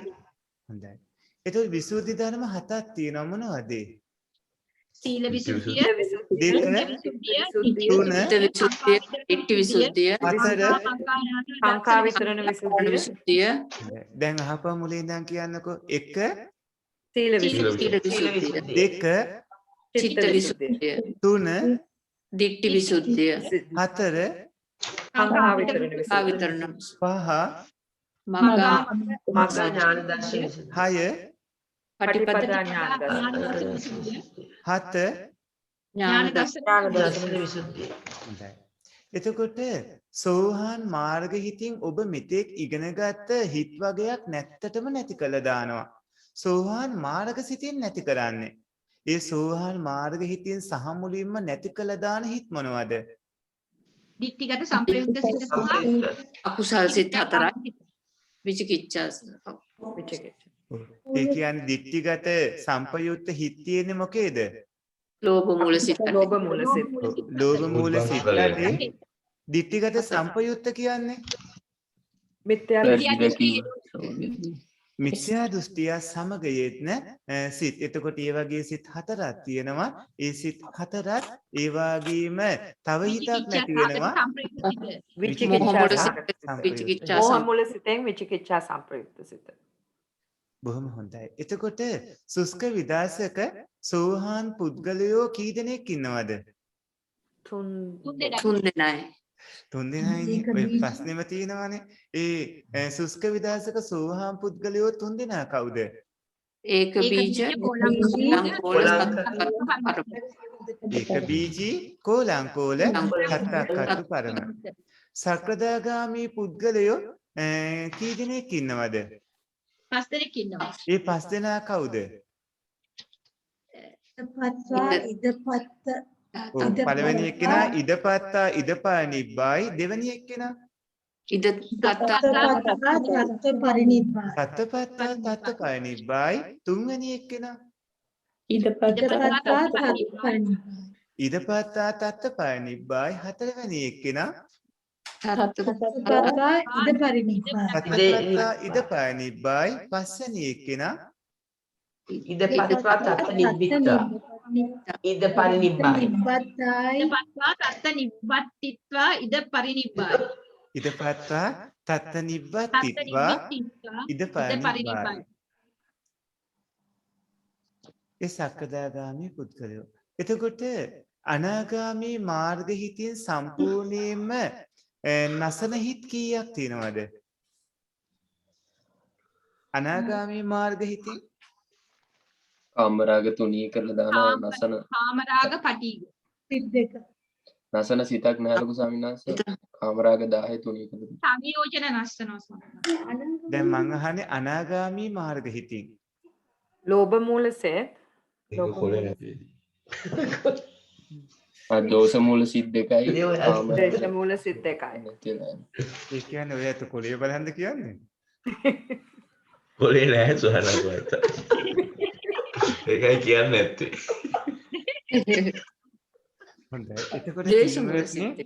ඒක අනාගාමී වෙනකොට නැතිවන සංයෝජන ධර්ම කියන්නකෝ. එතකොට කාමරාග පටිගියව ඇති වෙනවා නම් එතනදී පටිගයට අදාළ සිත් දෙක තවදුරටත් තියෙයිද?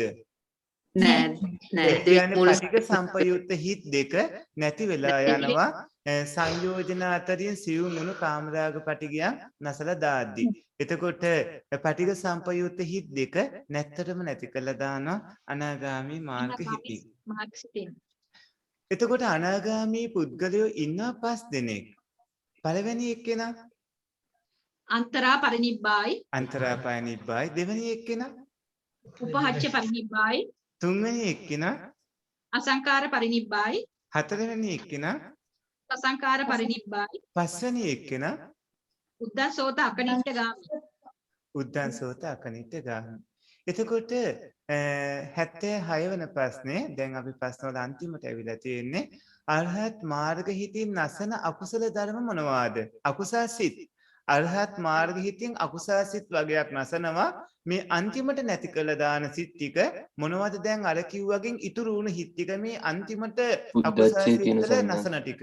දිට්ඨිගත විප්ත උද්ද සිත් හතරයි අකුසල් සිත්. මිතෙක් ඉගෙනගත සිත් අතරේ තිබ්බ අකුසල් සිත්වල දිට්ඨිගත විප්‍රයුක්ත හිත් හතර ඉතිරිව තිබ්බා. ඒකත් නැසලා දානවා. උද්දච්ච සම්පයුක්ත එක හිතයි තියෙන්නේ. ඒ හිතත් නැසලා දානවා. එතකොට පින්වත්නි සෝහාන් මාර්ග හිතින් හිත් කීයක් නැසුවාද? 5ක් නැසුවා. සකදාගාමී මාර්ග හිතින් හිත් කීයක් නැසුවාද? එකක්වත් වෙනස් වෙන්නේ නැහැ තුනී. එතකොට අනාගාමී මාර්ග හිතින් හිත් කීයක් නැසුවාද? ද්වේෂ මූල සිත් දෙක. අරහත් මාර්ග හිතින් හිත් කීයක් නැසුවාද? 5යි. මේ සිත් අතරේ මේ මාර්ග අතරේ එක හිතක්වත් සම්පූර්ණයෙන්ම නසන්නේ නැති මාර්ගය මොකද්ද? සකදාගාමී මාර්ග චිත්තය. එතකොට දෙකක් විතරක් සිත් දෙකක් විතරක් නැසන මාර්ග හිත අනාගාමී මාර්ග චිත්තය. සිත් පහක් මාර්ග හිත සෝවාන් මාර්ග සිත සහ අරහත් මාර්ග චිත්තයයි. හොඳයි, බොහොම හොඳයි පින්වත්නි. එතකොට ලෝකෝත්තර සිත් ලෝකෝත්තර හිත ඔක්කොම මේ අපි 8ක් අනුසුස්ක විදර්ශකයන්ගේ කතා කළානේ. දැන් ඕක 40ක් වෙනවා. කොහොමද ලෝකෝත්තර සිත් 8 40ක් වෙන්නේ? ධ්‍යාන වේදේ. එතකොට ධ්‍යාන වේදයෙන් ගත්තාම ප්‍රථම ධ්‍යානයේට ලෝකෝත්තර සිත් කීයක් එනවද? 8ක් එනවා. හොඳට කල්පනා කරලා 8ක් එනවා. මොනවද මේ ප්‍රථම ධ්‍යාන ලෝකෝත්තර සිත් 8 වෙන්නේ? විතක්ක විචාර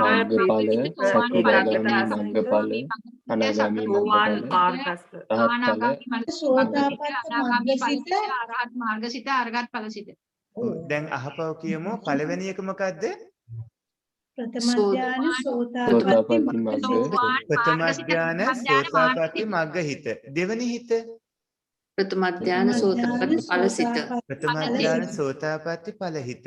තුන්වෙනි හිත ප්‍රථම ධානය සකදාගාමි මග්ගසිත හතරවෙනි හිත ප්‍රථම ධානය සකදාගාමි ඵලසිත පස්වෙනි හිත ප්‍රථම ධානය අනාගාමි මග්ගසිත හයවෙනි සිත ප්‍රථම ධානය අනාගාමි ඵලසිත හත්වෙනි හිත ප්‍රථම ධානය අරහත් මග්ගසිත අටවෙනි හිත ප්‍රථම ධානය අරහත් ඵලසිත ඔය පින්වත්නි ඔන්න ඔය විදිහට සිත් ඔක්කොම එකතු වෙනවා ဒုတိ ය ධානය තෘතිය ධානය චතුර්ථ ධානයට වගේම පංචම ධානයටත් එතකොට පස්වරක් 8 කීයද 40යි හොඳයි 40 ලොකු සම්මත. එතන මාර්ග හිත් කීයක් තියෙනවද මේ 40? 20යි මාර්ග හිත 20යි. ඵලසිත 20යි දැන් එතකොට ওই පින්වතුන්ට චිත්ත පරමාර්ථයෙන් මේ සම්පූර්ණයෙන්ම ඉගෙනගෙන චෛසික පරමාර්ථයට පය තබන්න පුළුවන් මට්ටමක ඉන්නවද? එහෙමයි ලොකු සම්මත. එහෙමයි නැවත මං චිත්ත පරමාර්ථ දේවල් මේ මතකයට ගන්නෙ නැහැ. මේ ඊළඟට උගන්වන්නේ හිතේ යෙදෙන චෛතසික ධර්ම ගැන. චෛතසික ධර්ම ගැන ඉගෙනුවාට පස්සේ තමයි අහපව් ඒ ඉගෙනගත්ත චෛතසික මේ ඉගෙනගත්ත චිත්ත පරමාර්ථයේ තියෙන සිත්වල යෙදෙන්නේ කොහොමද කියලා උගන්වන්නේ. එහෙම. එතකොට ඔය ඇත්ත ලොකු දියුණුවක් ලබාවි ඔබේ භාවනා මාර්ගයට එහෙම අතිශයින් උපකාර වේවි. පින්වත්නි ඔය ඇත්තෝ පටන් ගද්දි හිටියයි නෙමෙයි දැන් ඉන්නේ. ඒක ඔබටම දැනනව නේද? ඔව් ස්වාමීන් වහන්සේ බොහොම පින්න වහන්සේට හොඳයි සත්පුරුෂ පින්වත්නි එහෙමනම් අදට මේ ප්‍රමාණවත්. ඔය විභාගේ පාස් ස්වාමීන් වහන්සේ මට පේන කොපි කළාද කොහෙද? ගොඩක් දෙනා කොපි කරලා ලොකු සම්මත. මොකද මම ඔබට ලියලා දුන්නු විදිහටම මන් ලියපු භාෂාවේ වාක්‍ය ඒ ක්‍රමයටම කිව්වා.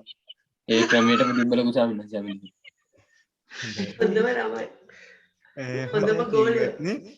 නමුත් ඊළඟ පාඩමට අපි ලබන සතියේ යන්න පුළුවන්. ඔය ඇත්ත අතිදක්ෂයි. ඇත්තටම පින්වත්නි ඔබට හොඳ මතක ශක්තියකුත් තියෙනවා. ඔබ බොහොම හොඳට අපූර්වට මේ කවුණ ඉගෙන ගත්තා. එහෙමනම් සත්පුරුෂ පින්වත්නි ලබන සතියේදී ඊළඟ චෛතසික පාඩමට අපි යොමු වෙනවා. පින්බර ඔය සත්පුරුෂය හැමදෙනාම අදත් මේ පින්බර ඉරිදා දිනයේ විවිධාකාර රටවල් වල ජීවත් ඉඳමින් අදත් මේ උතුම් මහනීය කර්තව්‍යයත් එක්ක සම්බන්ධ වන අභිධර්ම ඉගෙන ගන්න අභිධර්ම ඉගෙන ගන්නා පින්වත්නි සුවසේ චතුරාර්ය සත්‍ය අවබෝධය ලබන්නට කටයුතු කරගනි. ඒ ඇත්තේ මග දන්නවා. පින් දැනගන්නවා. පින්වත්නි ඔබ හැමදෙනාම මෙතෙක් සිදු කරගත් පුණ්‍ය සම්භාරය ඔබ නම් මිය ගිය සසලගත නෑදෑයිනට අනුමෝදන් වේවා කියලා ඥාතීන්ට පින් අනුමෝදන් කරන්න. ඉදම් මේ ඥාතීනං හෝතු. ධම්මෝ ඥාතීනං හෝතු සුඛිතාන්තෝ ධම්මේ ඥාතීනං හෝතු සුඛිතාන්තෝ ඥාතයෝ ධම්මේ ඥාතීනං හෝතු සුඛිතාන්තෝ ඥාතයෝ. සියලුම දෙවියන්ට මේ පින් අනුමෝදන් කරන්න. සක්‍ර වෛශ්‍රවන් දතරාෂ්ට්‍ර විරූඩි විරූපාක්ෂ ආදී සමස්ත දෙවිවරු මේ පින් අනුමෝදන් වේවා. අදත් මේ සඳහා අපට සහාය ලබා දුන්න අපේ අපරැකේ පඤ්ඤාසාර පොඩි නාමගෝ සීල සිසු ස්වාමීන් වහන්සේලා අද ධර්ම දායකත්වයේ දරූ පින්වන්ත දුබාහි පදිංචි අපේ ධම්මික ගමගේ මහත්මයාණන් ඒ දයාබර මහත්මිය ශාන්ති ගමගේ මහත්මිය සත්පුරුෂ විවිධ රටවල් වල සිටින සදහැබර ඔය සත්පුරුෂ මහත්මී දූ දරු හැමතෙම දෙවියෝ ආශිර්වාද කරත්තා දෙවියෝ පින් ලබත්තා දෙවියෝ නිවනින් සැනසෙත්වා කියලා දෙවියන්ට පින් අනුමෝදන් කරන්න. ආකාසට්ටාච ආකාසට්ටා ච බුම්මට්ටා පුඤ්ඤන්තං අනුමෝදිතෝ සම්බුද්ධ ශාසන ආකාසට්ටා ච බුම්මට්ටා දේවානාගා මහිත්‍තිකා පුඤ්ඤන්තං අනුමෝදිතෝ චිරං දේශනා ආකාසට්ටා දේවානාගා මහිත්‍තිකා පුඤ්ඤන්තං අනුමෝදිත्वा චිරං රක්ඛන්තු සදාති. සත්පුරුෂ පින්වත්නි නිවනම අරමුණු කරන්නේ මේ හුදකලා ගමනක්. ඔබ තනියම ගසාගෙන ඇවිත් තනියම ඔය ඇත්ත නැවතත් මේ ඔක්කොම අත්හැරලා ගසාගෙන යනවා. දීර්ඝ සංසාරේ මේ මනුස්ස ජීවිතය ඔබ මඟපල් ලබන්නට කටයුතු කරගත යුතුමයි. පින්වත්නි මේ පුණ්‍ය ධර්මයෝ නිවන් දකින්නට හේතු සම්පත්ම වේවා. ඒක නිවනම අරමුණු අරමුණු කරන්න. ඉදන්මේ පුඤ්ඤං ඉදම්මේ පුඤ්ඤං ආසවක්ඛයා වහන් හෝතු ආසවක්ඛයා වහන් හෝතු මේ පින නිවන් අවබෝධ වීම පිණිසම නිවන් අවබෝධ වීම හේතු වේවා. හේතු වේවා. මේ කුසලයේ බලයින් මේ කුසලයේ බලයෙන් නිවන් දකිනාතුරුම නිවන් දකිනාතුරුම පස්පව් දස අකුසල් කරන පස්පව් දස අකුසල් බාලයින්ගේද බාලයින්ගේද අසත්පුරිසයින්ගේද අසත්පුරුෂයින්ගේද පාපමිත්‍රයින්ගේද පාපමිත්‍රයින්ගේද ආශ්‍රය නොලැබේවා. ආශ්‍රය නොලැබේවා. දානාදී පින්කම් කරන දීලාදී අනන්ත ගුණ පුරන විදර්ශනාදී භාවනා වඩන සත්පුරිසයින්ගේද කල්යාණ මිත්‍රයින්ගේද බුද්ධාදී ආර්ය මහෝත්තමයින්ගේද ආශ්‍රයම ලැබේවා.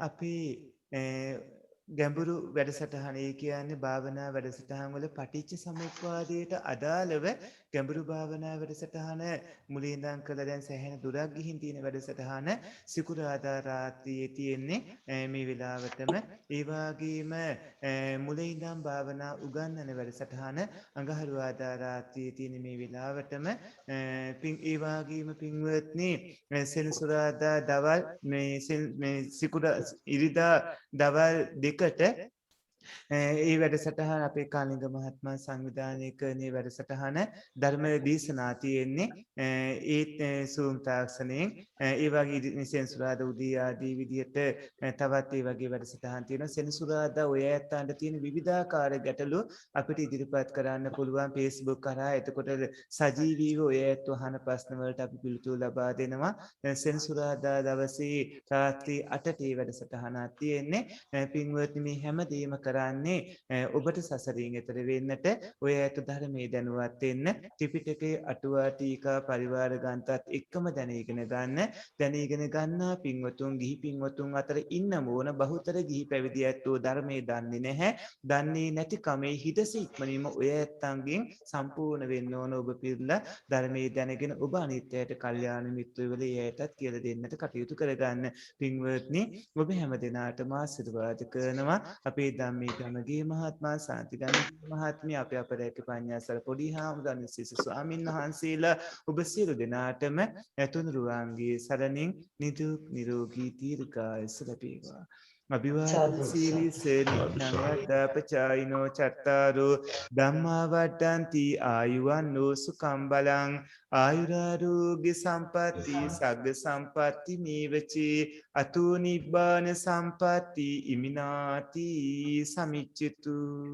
සාදු සාදු සාදු.